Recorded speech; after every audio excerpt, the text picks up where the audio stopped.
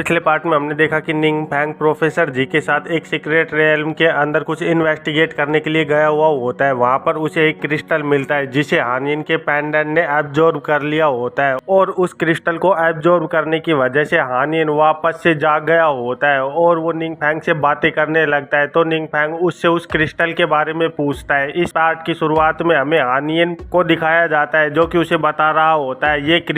Crystal heart of the world है और ये इस वर्ल्ड का कोर है जो कि यूनिवर्स के लॉ के फ्यूजन की वजह से यहाँ पर फॉर्म हुआ है। यहाँ तक कि इस वर्ल्ड के अंदर चाहे इस वर्ल्ड को कैलामिटी का सामना ही क्यों ना करना पड़े, लेकिन अगर heart of the world untouch रहता है तो वो धीरे धीरे कर अपने आप ही इसको रिस्टोर कर लेगा। बट एक बार अगर ये हार्ट ऑफ द वर्ल्ड सैटर हो गया तो उसके बाद वर्ल्ड का कंप्लीट खत्म होने से और कोई भी नहीं बचा पाएगा, क्योंकि इस हार्ट ऑफ द वर्ल्ड के अंदर की पावर एक्चुअली में गॉड की पावर का सोर्स है, इसलिए ये बहुत ज्यादा ताकतवर है। और पास्ट के अंदर God heart of the world को अपने फॉलोअर्स को वापस से रिवाइव करने में यूज किया करते थे। ये सब कुछ सुनकर निंग फैंग थोड़ा सोच में पड़ गया होता है। तो निंग फैंग को ऐसे सोच में देखकर हानिन कहने लगता है, लेकिन मैं माफी चाहता हूँ कि मैं तुम्हें और कुछ भी इस बारे में नहीं बता सकता, क्योंकि मेरी मेमोरी अभी तक इनकम्प्लीट है और चाहे मैं कुछ भी कर लूँ मुझे वो मेमोरीज वापस से याद नहीं आ रही है। तो उसकी बात को सुनकर निंग फैंग कहने लगता है, इसकी कोई भी जरूरत नहीं है, तुझे अपनी मेमोरी को रिकवर करने को टाइम देना चाहिए और फिर जब तुझे ये सब कुछ याद आ जाए तो तू मुझे बता सकता है।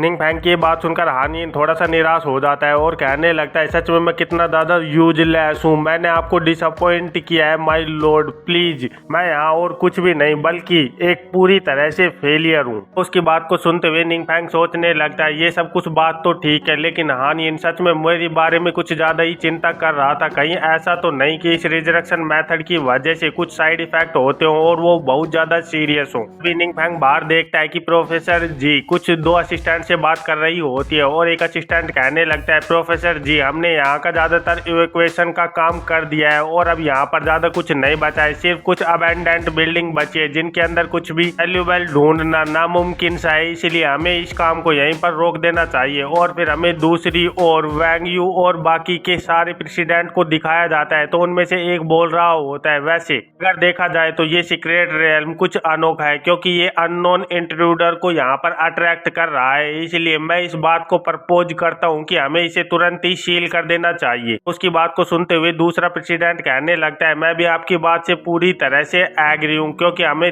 इंट्रूडर्स के बारे में ज्यादा कुछ भी नहीं पता है, इसलिए हमें सभी लोगों को यहाँ से जितना जल्दी हो सके उतना जल्दी एवैक्यूएट कर देना चाहिए और फिर उसके बाद इसे तुरंत ही शट डाउन कर देना चाहिए। इधर प्रेसिडेंट फैंग वैंग यू से पूछने लगता है, प्रेसिडेंट वैंग आखिरकार तुम्हारा इस बारे में क्या विचार है, क्या तुम हमें बता सकते हो? ये सब कुछ सुनकर वैंग यू बहुत ज्यादा चौंक जाती है और फिर कहने लगती है, क्या मैं इस बारे में क्या कह सकती हूँ? तो फैंग कहने लगता है, तुम भी अब 7 मेजर गिल्ड का एक पार्ट हो और जब भी ऐसे स्पेशल सीक्रेट रेलम को सील करने की बात आती है तो उसके लिए कम से कम 3 प्रेसिडेंटों का अप्रूवल होना बहुत ज्यादा जरूरी है और मैं तो यहाँ के 7th मेजर गिल्ड का हिस्सा नहीं हूँ, इसलिए मुझे तुम्हारी रजामंदी की आवश्यकता होगी, तभी हम इस सीक्रेट रेलम को बंद कर सकते हैं। तो ये सुनकर वैंग यू कहने लगती है, हाँ ये बात तो ठीक है, मैं भी प्रेसिडेंट लियू के इस रिकमेंडेशन से एग्री करती हूँ, इसीलिए आप चाहे तो इसे तुरंत ही बंद कर सकते हैं। और फिर हमें कुछ देर बाद का सीन दिखाया जाता है जहाँ पर उस सीक्रेट रेलम को बंद किया जा रहा होता है और कोई बोल रहा होता है, अब इस सीक्रेट रेलम को पूरी तरह से सील कर दिया गया है, इसलिए इसके अंदर अब इंट्रूडर का अंदर आना और बाहर जाना एक तरह से नामुमकिन है। फिर यहाँ से सीन कट होकर हमें ट्रेनिंग कैंप के टीचर्स डोर्म का सीन दिखाया जाता है। यहाँ पर कोई गाना गुनगुनाते हुए एक टैप को खोल रहा होता है और फिर हम देखते हैं कि वो और कोई नहीं बल्कि निंग फैंग होता है जो कि अपने शावर के अंदर नहा रहा होता है। फिर हानिन निंग फैंग से बोल रहा होता है, ओ माय लॉर्ड मुझे कुछ याद आया, लेकिन निंग फैंग ठंडा पानी होने की वजह से बहुत ज्यादा कांप रहा होता है और कहने लगता है, सच में यहाँ का पानी बहुत ज्यादा ठंडा है। और उसके बाद हम देखते हैं कि निंग फैंग नहाकर उस रूम से बाहर आ जाता है। फिर हानिन बोल रहा होता है, मैं सच में आपसे बहुत ज्यादा माफी मांगता हूँ और मैं पनिशमेंट को डिजर्व करता हूँ, इसलिए आप जो चाहो वो पनिशमेंट मुझे दे सकते हो। तो उसकी बात सुनकर निंग फैंग कहने लगता है, यहाँ पर सब कुछ ठीक है,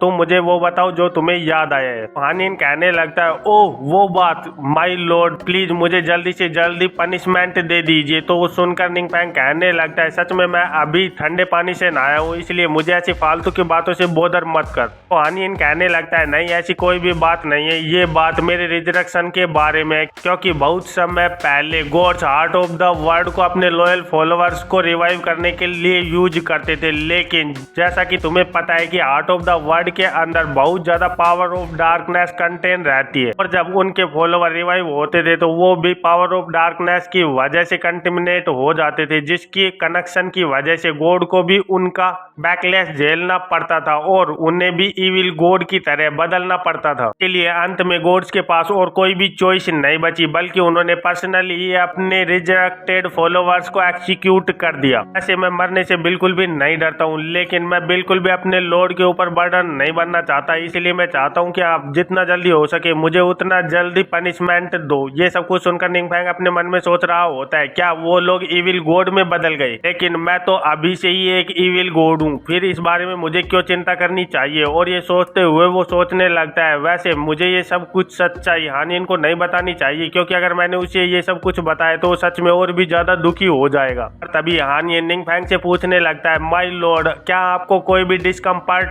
फील हो रहा है? अगर तुम्हें ऐसा कुछ भी महसूस हो रहा है तो तुम मुझे बता सकते हो। लेकिन निंग फैंग उसे मना करते हुए कहने लगता है नहीं, मुझे ऐसा कुछ भी महसूस नहीं हो रहा है। और अचानक से निंग फैंग के दिमाग में एक बात आती है, जिसे सोचते वो कहने लगता है क्या हो सकता है कि मेरी उस स्किल की वजह से ये सब कुछ हो रहा हो। और फिर हमें पता चलता है कि निंग फैंग की एक पैसिव स्किल डार्क ओरिजन होती है, जिसकी वजह से वो हर एक पावर ऑफ डार्कनेस के बैकलैश से इम्यून होता है, और उसी के साथ फॉरबिडन स्पेल को कास्ट करने की वजह से मिलने वाली कॉस्ट से भी फ्री होता है। तो निंग फैंग हानियन से पूछने लगता है हानियन, क्या तुम्हारा रिजरेक्शन सिर्फ मुझे ही अफेक्ट करेगा या फिर इसका कोई इम्पैक्ट तुम पर भी होने वाला है? तो ये सुनकर हानियन कहने लगता है मैं पूरी तरह से श्योर नहीं हूँ, क्योंकि मुझे अभी तक अपनी पूरी मेमोरी नहीं मिली है। तो उसकी बात को सुनते हुए निंग फैंग मुस्कुराते हुए कहने लगता है चलो अभी तो तुम रिवाइव हुए हो, इसलिए तुम अपनी जिंदगी को बड़े ही आराम से जी सकते हो, और अगर फ्यूचर में ऐसा कोई भी इशू अराइज हुआ तो हम दोनों मिलकर उसे बड़े ही आराम से हैंडल कर लेंगे। सुनकर हानियन बहुत ज्यादा खुश हो गया होता है और कहने लगता है सच में आपके बोलने का अंदाज अभी तक बिल्कुल भी नहीं बदला है, आप वैसे ही बोल रहे हैं जैसा कि आप पहले बोला करते थे, लेकिन मैं बिल्कुल भी आप पर बर्डन नहीं बनना चाहता। तो उसकी बात को सुनते हुए निंग फैंग कहने लगता है हानियन, मैं बहुत टाइम से एक बात को अपने अंदर दबाए रखा हूँ और इस वक्त मुझे ऐसा महसूस हो रहा है कि मुझे तुम्हें वो बात बता देनी चाहिए। ये सुनकर हानियन भी थोड़ा सा चौंक जाता है और फिर निंग फैंग कहता है मैं पहले से ही एक इविल गॉड हूँ। फिर हमें निंग फैंग के कुछ थॉट्स दिखाए जाते हैं, जहाँ पर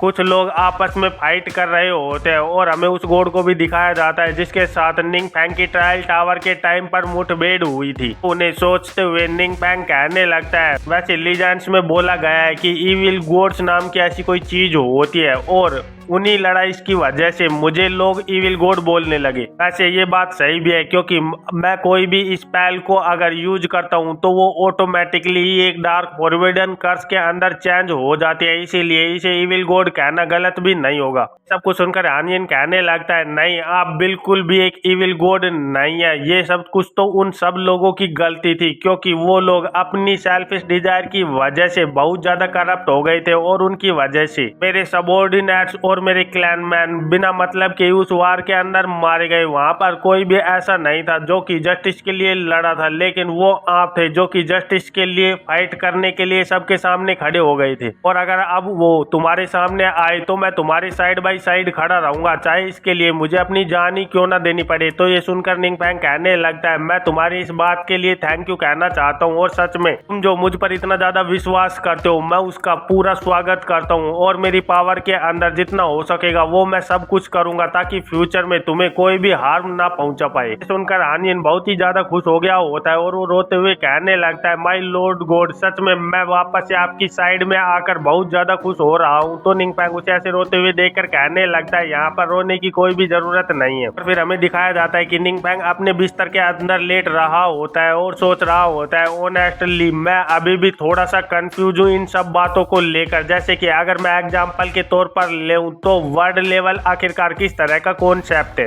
निंग फैंग की बात का जवाब देते हुए हान यिन कहने लगता है, अगर मैं सिंपली इस बात को रखूं तो वर्ड लेवल इस बात को रेफर करता है कि किसी वर्ड को आखिरकार कितने गॉड एक्नॉलेज करते हैं और उन्हें कितनी ज्यादा सपोर्ट देते हैं। यहाँ पर बहुत सारे वर्ड है इस यूनिवर्स के अंदर, लेकिन सारे के सारे वर्ड गॉड का फेवर नहीं रिसीव कर पाते। सिर्फ जब एक वर्ड के अंदर एक इंटेलिजेंट लाइफ बोर्न होती है तब वो गॉड के अटेंशन को अट्रैक्ट करती है, लेकिन कभी कभी एक्सीडेंटली एक ब्यूटीफुल सीन की वजह से भी गॉड उन वर्ड की ओर अट्रैक्ट हो जाते हैं और फिर उन गॉड के द्वारा दिए गए ट्रायल्स को पार करने के बाद एक वर्ड सच में बहुत ज्यादा फेवर्स रिसीव कर पाता है और उसी के साथ में बहुत ज्यादा ग्रेटर सिविलाइजेशन और पावर भी इकट्ठा कर सकता है। इन शॉर्ट, जितने ज्यादा टेस्ट को एक वर्ड क्लियर करता है उतने ही ज्यादा फेवर उन्हें गॉड की तरफ से मिलते हैं और उस वर्ड का लेवल उतना ही ज्यादा हाई होता जाता है। और जैसा कि तुमने मुझे बताया था कि इस वर्ड के अंदर जो सबसे ज्यादा स्ट्रॉन्ग आदमी है वो 150 लेवल का है और वो भी अपने बेस्ट इक्विपमेंट और स्किल के साथ, जो कि उनकी स्किल्स भी ऑरेंज लेवल की है। इस बात से ये पता चलता है कि इस वर्ड का लेवल सच में बहुत ज्यादा लो है और वैसे भी प्रैक्टिकली ये बिना किसी डिवाइन फेवर के इतना ही ज्यादा पावरफुल होने वाला था और इसे और भी ज्यादा पावरफुल बनाना बहुत ज्यादा मुश्किल है। तो ये सुनकर निंग फैंग उससे कहने लगता है, क्या ये सब कुछ इतना ज्यादा बुरा है? तो हान यिन कहता है, आपको इस बारे में ज्यादा चिंता करने की जरूरत नहीं है, क्योंकि जब तक आप इस वर्ड के साथ है तो इस वर्ड का फ्यूचर धीरे धीरे कर बेटर होता जाएगा। और तुम्हारे इक्विपमेंट के रिगार्डिंग मेरे पास तुम्हारे लिए एक सजेशन है, क्योंकि इस वर्ड के अंदर जो इक्विपमेंट है वो सच में बहुत ज्यादा आउटडेटेड है और तुम्हारी नीड के मुताबिक बिल्कुल भी नहीं है। इसलिए तुम्हें जितना जल्दी हो सके उतना जल्दी अपग्रेड करना होगा और डिवाइन ग्रेड के इक्विपमेंट को इकट्ठा करना होगा ताकि तुम्हारी पावर और भी ज्यादा बढ़ पाए। तो ये सुनकर निंग फैंग बहुत ज्यादा चौंक जाता है और खड़ा होते हुए कहने लगता है, क्या डिवाइन ग्रेड? तो हान यिन कहने लगता है, divine grade equipment usually craft और रिफाइन हमारे द्वारा ही किए जाते हैं, जो कि तुम्हारे फॉलोवर होते हैं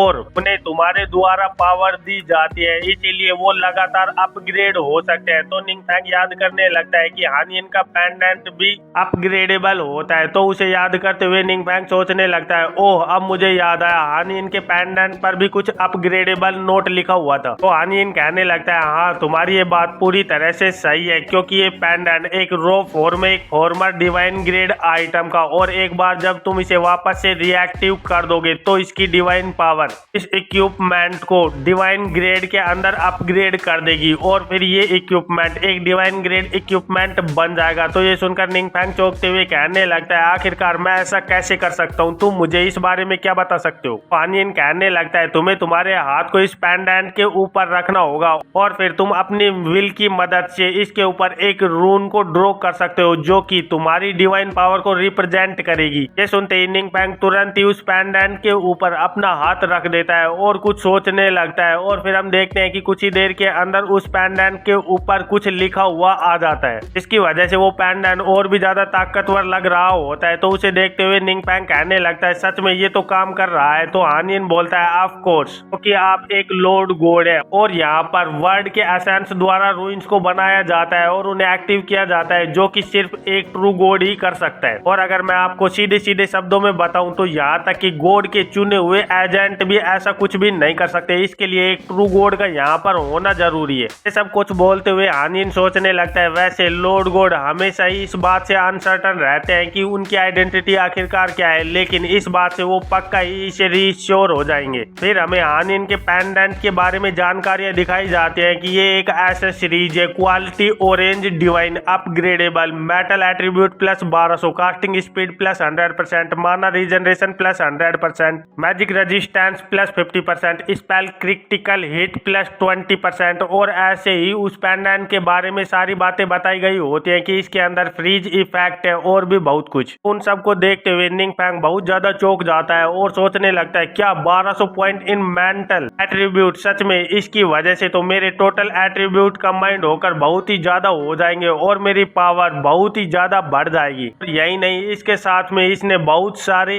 पावरफुल ट्रेट्स भी इसके अंदर ऐड कर दिए, जिसकी वजह से ये पेंडेंट और भी ज्यादा पावरफुल हो गए हैं। इधर हान यिन कहने लगता है, सच में कितनी ज्यादा बुरी बात है कि इसकी क्वालिटी सिर्फ ऑरेंज ग्रेड पर है। एक बार मुझे कोई सूटेबल मटेरियल मिल जाएगा तो मैं आपकी पक्का ही इसको अपग्रेड करने में हेल्प करूंगा और इसे और भी ज्यादा ताकतवर बना दूंगा। और इसके बाकी के बचे हुए कंपोनेंट सेट के ढूंढने के लिए तुम्हें बाकी के फॉलोअर्स को ढूंढना होगा और उन्हें रिवाइव कर इसे कंप्लीट करना होगा। उसी के बाद तुम्हारी पावर पूरी तरह से वापस आ पाएगी। तो हानिन की बात को सुनते हुए निंग फैंग कहने लगता है, सच में तुमसे बात करने के बाद मुझे ऐसा महसूस हो रहा है कि मुझे सच में कुछ भी इस बारे में नहीं पता है। तो हानिन कहने लगता है, आपके डाउट को रिजोल्व करना सच में ये तो मेरे लिए बहुत ज्यादा ऑनर की बात है। और ऐसे वो बातें करते करते सुबह हो जाती है और फिर हमें दिखाया जाता है कि निंग फैंग खड़ा होकर ब्रुश कर रहा होता है। इधर हानिन निंग फैंग के पास आते हुए उन्हें गुड मॉर्निंग विश करने लगता है। तो निंग फैंग उससे पूछने लगता है, सच में तुम तो बहुत ज्यादा अच्छे दिखाई दे रहे हो। तो हानिन कहने लगता है, जब तक मैं आपको फॉलो कर रहा हूँ माय लॉर्ड, तब तक मैं सच में होप से भरा हुआ हूँ। और फिर निंग फैंग सोचने लगता है, कल रात को मैं हानिन से बहुत देर तक बिना सोचे समझे ही बातें करता रहा और अनफॉर्चुनेटली कि ये वर्ड हानिन के फॉर्मर वर्ड से बहुत ज्यादा अलग है, इसलिए उसका एक्सपीरियंस यहाँ पर ज्यादा कुछ तो काम नहीं आएगा। लेकिन उसके असिस्टेंट सच में ये बहुत ज्यादा काम किए, जिसकी मदद से मैं बड़े ही आराम से अपने आप को और भी ज्यादा पावरफुल बना सकता हूँ। और उसके बाद फिर हमें अननोन सीक्रेट रियल्म का सीन दिखाया जाता है, जहाँ पर एक मॉन्स्टर किसी के ऊपर अटैक कर रहा होता है। भी कोई एक फ्रीजिंग अटैक उस मॉन्स्टर के ऊपर करता है, जिसकी वजह से वो मॉन्स्टर पूरी तरह से बर्फ के अंदर जम गया होता है और तुरंत ही आकर जमीन पर गिर जाता है। तो उसे देखते हुए दो असिस्टेंट बहुत ज्यादा चौंक रहे होते हैं। और फिर हम देखते हैं कि वो फ्रीजिंग अटैक निंग फैंग ने किया होता है और सोच रहा होता है, सच में 1200 पॉइंट मेरे मेंटल एट्रीब्यूट में बढ़ने की वजह से मेरी पावर के अंदर बहुत ज्यादा बूस्ट हुआ है।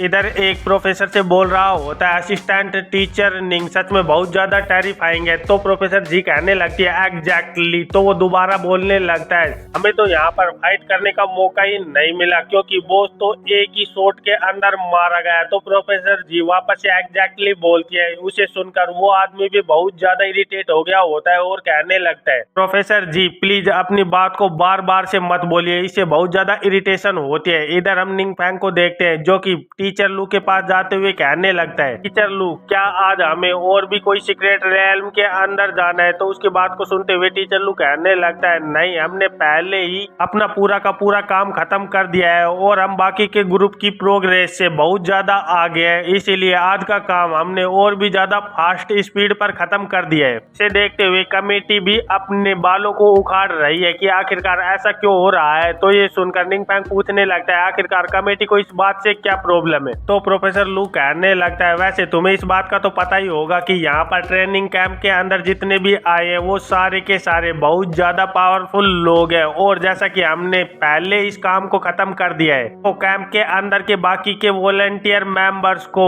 दूसरे सीक्रेट रियल्म के अंदर जाकर एक्स्ट्रा ट्रेनिंग करनी पड़ रही है, जिसकी वजह से वहाँ पर बहुत ज्यादा प्रॉब्लम अराइज हो रही है क्योंकि अब हमारे मेंबर का लेवल और स्ट्रेंथ बाकी के ग्रुप से बहुत ज्यादा हाई हो चुका है। इसीलिए अदर ग्रुप के स्टूडेंटों ने एक साइन पैटर्न्स रिक्वेस्ट भेजी है कि सीक्रेट रियल्म के अंदर ट्रेनिंग का उन्हें भी चांस दिया जाए। उनकी बात को सुनते हुए पीछे से प्रोफेसर जी कहने लगती है, क्या इन सब बातों से बाकी के दूसरे टीचर को कोई भी फर्क नहीं पड़ रहा है? तो प्रोफेसर लू कहने लगता है, अगर उन टीचर्स को पहले से ही कमेटी ने नहीं रोक रखा होता तो बाकी के बचे हुए टीचर भी हमारे ग्रुप को पहले से ही ज्वाइन कर चुके होते। हालांकि कि कुछ टीचर्स ने तो अपने स्टूडेंटों के नाम के साथ अपने नाम को भी भेज दिया था, लेकिन अंत में वो लोग पकड़े गए। तो प्रोफेसर लू की बात को सुनते हुए प्रोफेसर जी हंसते हुए कहने लगते हैं, तुमने सच में बहुत ज्यादा अच्छा काम किया है, कोई भी असिस्टेंट प्रोफेसर निंग को हमसे नहीं चुरा सकता, इसीलिए तुम्हें इस बात पर और भी ज्यादा ध्यान रखनी होगी। यानी निंग फैंग के पीछे अपेयर होते हुए कहने लगता है, माय लॉर्ड गॉड तुम्हारा मैजिक। तो उसकी बात को सुनते हुए निंग फैंग थोड़ा सा चौंक कर कहने लगता है, क्या मेरे मैजिक में तुम्हें कोई प्रॉब्लम दिखाई दे रही है?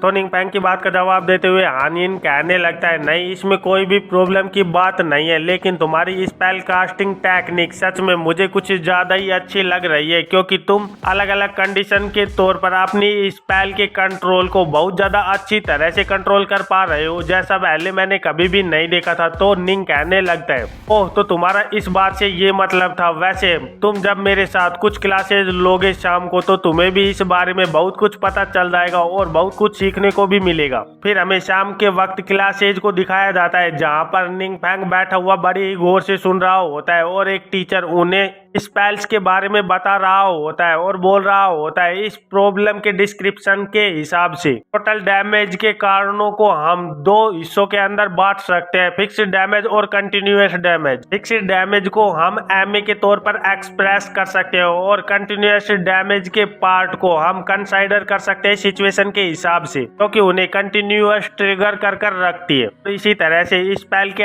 अलग अलग तरीकों के बारे में उन्हें बता रहा होता है। तो हानियन ये सब कुछ सुनते हुए कहने लगता है माय लॉर्ड, सच में ये टीचिंग्स तो बहुत ज्यादा अच्छे है। तो ये सुनकर निंग फैंग कहने लगता है तुम्हें पसंद आई? सच में मेरे लिए सबसे ज्यादा फेवरेट सब्जेक्ट है, इसे टैक्टिकल एक्यूरल साइंस कहते हैं, क्योंकि इस सब्जेक्ट के अंदर सिर्फ कॉम्बैट सिनारियो ही शामिल नहीं होते, बल्कि इसके साथ साथ ये मैथमेटिक्स, फिजिक्स, बायोलॉजी और टोपोग्राफी को भी इंक्लूड करके रखती है। तुम ऐसा भी कह सकते हो कि हमारे वर्ल्ड का लेवल सच में बहुत ज्यादा लो है, इसलिए लोगों के पास ज्यादा कोई बेटर ऑप्शन नहीं है, इसीलिए उन्हें मजबूरन ऐसे कुछ नए तरीकों को ढूंढने की जरूरत पड़ी और उनके पास जितने भी रिसोर्सेज थे उनकी मदद से वो पावरफुल होते जा रहे हैं। जैसे कि अपने लिमिटेड माना को यूज करते हुए किस तरह से हम मैक्सिमम डैमेज कर सकते हैं और साथ साथ में जितनी भी हमारी लिमिटेड स्किल्स हैं उनको हम और भी ज्यादा डेवलप कैसे कर सकते हैं। तो इन्हीं सभी टीचिंग की वजह से हम उन चांस को भी ढूंढ सकते हैं जब हमारे पास बैटल के अंदर पूरी तरह से होपलेस स्थिति पैदा हो जाती है। ऑफ कोर्स वैसे सभी को इन सारी थ्योरीज को अच्छी तरह से समझने की जरूरत नहीं है, लेकिन ट्रेनिंग सिस्टम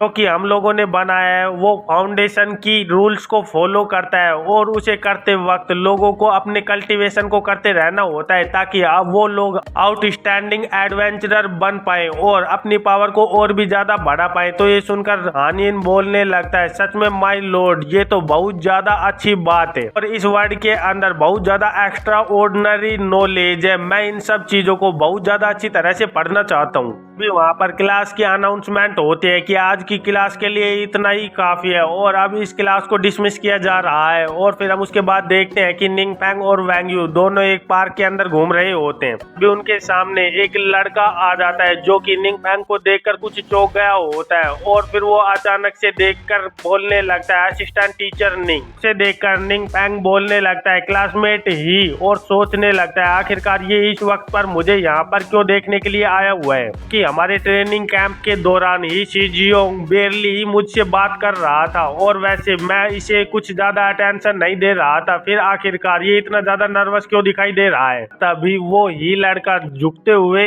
निंग फैंग से कहने लगता है मैं यहाँ पर आपको थैंक यू कहने के लिए आया हुआ हूँ, अगर आप उस स्थिति के बीच में नहीं आते तो सच में मेरा भाई और अजूरे शार्प गिल्ड दोनों ही पूरी तरह से खत्म हो गए होते, इसलिए मैं आपको थैंक यू कहना चाहता हूँ। कि ऐसी अचानक से बात को सुनते हुए निंग फैंग थोड़ा सा नर्वस हो जाता है और फिर अजीब से हंसते हुए कहने लगता है सच में ये बहुत ज्यादा कॉन्फिडेंस था, तुम्हें ऐसे इस तरह से आकर मेरे पास थैंक यू कहने की कोई भी जरूरत नहीं है। इधर ही अपने मन में ही सोच रहा होता है मेरे भाई की वजह से मैं हमेशा से ही इससे दूरी बनाए रखना चाहता था। वैसे असिस्टेंट टीचर निंग बहुत ज्यादा अच्छे हैं क्योंकि वो अपने नजदीकी स्टूडेंटों का बहुत ज्यादा ख्याल रखते हैं और अगर मैं पहले की सारी बातों को याद करूँ तो सच में जो सबसे ज्यादा मूर्ख आदमी था वो तो मैं था। अगर मैं पहले ही तुम्हारे नजदीक आ पाता तो सच में अजूरे शार्प गिल्ड को इस तरह की सिचुएशन को कभी भी झेलना नहीं पड़ता। निंग फैंग उसे ऐसे ही झुके हुए देखकर सोचने लगता है क्या ये और कुछ भी बोलना चाहता है। ऐसे हम इतना ज्यादा करीबी भी नहीं है, इसलिए मुझे इस बारे में बिल्कुल भी नहीं पता है कि आखिरकार मुझे इससे किस तरह से बात करनी चाहिए। लेकिन तभी ही तुरंत ही एक टोप को निकाल कर निंग फैंग के सामने कर देता है और कहने लगता है मेरे ग्रेटिट्यूड को दिखाने के लिए मैंने आपके लिए एक छोटा सा गिफ्ट तैयार किया है और मैं होप करता हूँ कि आप इसे एक्सेप्ट कर लेंगे। और हम देखते हैं कि उस ग्लोब के अंदर एक क्रिस्टल बना हुआ होता है। तो उसे देखते हुए निंग फैंग और हानियन दोनों एक साथ ही बोलने लगते हैं क्या एक दूसरा fragment heart of the world का। और फिर एक रात पहले की बातों को याद करने लगते हैं जब निंग फैंग हानियन से बात कर रहा होता है और हानियन निंग फैंग को बता रहा होता है कि अगर मैं आपको सही से बताऊं तो जब एक वर्ड डिस्ट्रॉय होता है तो हार्ट ऑफ द वर्ल्ड के फ्रैगमेंट उस वर्ड के अंदर अलग अलग जगह पर जाकर गिर जाते जाते हैं। और अगर तुम उन सारे के सारे फ्रैगमेंट को एक जगह पर इकट्ठा कर लो तो तुम वापस से उस वर्ल्ड की एंट्रेंस को ओपन कर सकते हो। अनिन की बात को सुनकर निंग फैंग सोच रहा होता है तो ये सब कुछ बातें इस तरह से काम करती है। वैसे प्रोफेसर जी ने इसी मेथड को यूज करते हुए सीक्रेट रियल्म को अनलॉक किया था। वैसे वो इस पूरे मेथड को पूरी तरह से तो नहीं समझ पाई है, लेकिन उनका मेथड सच में कामयाब है और इस बात से ये साबित होता है कि वो इंट्रूडर सच में इन्हीं फ्रैगमेंट्स के पीछे पड़े हुए हैं। तो निंग फैंग की बात को सुनते हुए हानिन कहने लगता है, अगर मैं आपको एग्जैक्टली बताऊं तो हार्ट ऑफ द वर्ल्ड एक क्रिटिकल रिसोर्स है हायर वर्ल्ड्स के अंदर, इसीलिए लोग यहाँ पर आकर इन्हें हंट करते हैं। लेकिन जब आपने उसे सीक्रेट रियल्म को पहले कॉन्करर कर लिया तो उन इंट्रूडर को इस लॉ के हिसाब से रिजेक्ट कर दिया गया और उन्हें वापस से यूनिवर्स के ओरिजिनल वर्ल्ड के अंदर भेज दिया गया। फिर यहाँ से सीन कट होकर हमें प्रेजेंट का सीन दिखाया जाता है जहाँ पर ही बोल रहा होता है, ये फ्रैगमेंट एक प्राइज है मेरे ब्रदर द्वारा एक सीक्रेट रियल्म के अंदर ऑब्टेन करने के बाद, और वो सीक्रेट रियल्म को ऐसे ही लाइटली नहीं लिया जा सकता। वैसे प्रोफेसर जी ने मुझे मेंशन किया था कि तुमने रिसेंटली ऐसे ही एक सिमिलर सीक्रेट रियल्म को क्लियर किया है, इसलिए मुझे बिलीव है कि ये आइटम तुम्हारे अलावा और किसी के भी हाथों में सेफ नहीं रह सकता और तुम ही इसे बड़े ही अच्छी तरीके से यूज कर सकते हो। ये सुनकर निंग फैंग तुरंत ही उसे ले लेता है और कहने लगता है, तुम्हारे गिफ्ट के लिए बहुत ज्यादा थैंक यू, सच में ये गिफ्ट मुझे बहुत ज्यादा पसंद आया है। फिर यहाँ से सीन कट होकर हमें एक बंजर जगह का सीन दिखाया जाता है जहाँ पर कोई बोल रहा होता है, ये फ्रैगमेंट हमें इस जगह को इंडिकेट कर रहा था। हम देखते हैं कि वो प्रोफेसर जी होती है जो कि बोल रही होती है, असिस्टेंट प्रोफेसर निंग ने इस बात को फिगर कर लिया है कि इसे किस तरह से यूज करना है, इसीलिए तुम्हें जल्दी करनी चाहिए और अगर फ्यूचर में मुझे ऐसा ही कोई सिमिलर चीज मिलती है तो मैं पक्का ही तुरंत तुम्हारे पास आकर कांटेक्ट करूंगी प्रोफेसर निंग। सुनकर निंग फैंग बहुत ज्यादा खुश हो गया होता है और सोचने लगता है, सच में मैं यही तो सुनना चाहता था। इधर हानी निंग फैंग से कहने लगता है, मेरी करंट कंडीशन सच में बहुत ज्यादा अनस्टेबल है, इसीलिए मुझे और भी ज्यादा हार्ट ऑफ द वर्ल्ड से एनर्जी को एब्जॉर्ब करने की जरूरत है और जब तक मेरे लॉर्ड को इस पावर ऑफ डार्कनेस से कोई भी फर्क नहीं पड़ रहा है तब तक मुझे भी इसमें कोई भी चिंता की बात नहीं लगती। अनिन की ये बात को सुनकर निंग फैंग सोचने लगता है, अब वो टाइम ज्यादा दूर नहीं है जब मैं अनिन की पूरी स्ट्रेंथ को रिकवर करने में हेल्प कर पाऊंगा और सच में मेरे पास एक एडिशनल सपोर्टर होगा जो कि सीक्रेट रियल्म को क्लियर करने में मेरी मदद करेगा। तभी निंग फैंग, वैंग यू और प्रोफेसर जी कुछ देखकर बहुत ज्यादा चौंक गए होते हैं और फिर हमें दिखाया जाता है कि उनके सामने बहुत ज्यादा खूबसूरत एक फील्ड का सीन दिख रहा होता है। उसे देखते हुए निंग फैंग चौंक कर कहने लगता है, क्या सच में ये एक सीक्रेट रियल्म है? तो वैंग यू कहती है, ये तो बहुत ज्यादा ब्यूटीफुल पैलेस है। इधर हानिन भी उस सीक्रेट रियल्म को देखकर कुछ चौंका हुआ लग रहा होता है और बोल रहा होता है, रुको, आखिरकार यहाँ पर हो क्या रहा है, क्योंकि इसे देखकर मुझे बिल्कुल भी ऐसा नहीं लग रहा है कि ये पहले डिस्ट्रॉय हुआ था। निंग फैंग हानिन से कहने लगता है, क्या ये तुम्हारा भी पहली बार है जब तुमने इस तरह से एक अच्छा और ब्यूटीफुल सीन वाला सीक्रेट रियल्म देखा है? तो हानिन भी निंग फैंग की बात से एग्री कर देता है। इनकी बात को सुनते हुए निंग फैंग सभी से कहने लगता है, चलो हमें इसे और भी ज्यादा एक्सप्लोर करना चाहिए और तभी उनके सामने एक बहुत बड़ा फोर्ट्रेस खड़ा हुआ दिख रहा होता है। उसे देखते हुए निंग फैंग कहने लगता है, ये तो एक ऐसी सिटी लग रही है जिसके अंदर मुझे ह्यूमंस भी दिखाई दे रहे हैं। इसका मतलब ये है कि यहाँ पर ह्यूमंस इनहैबिटेट है। और इसी के साथ इस चैप्टर का भी अंत हो जाता है। तो फिर मिलते हैं एक नए चैप्टर में, तब तक के लिए बाय बाय।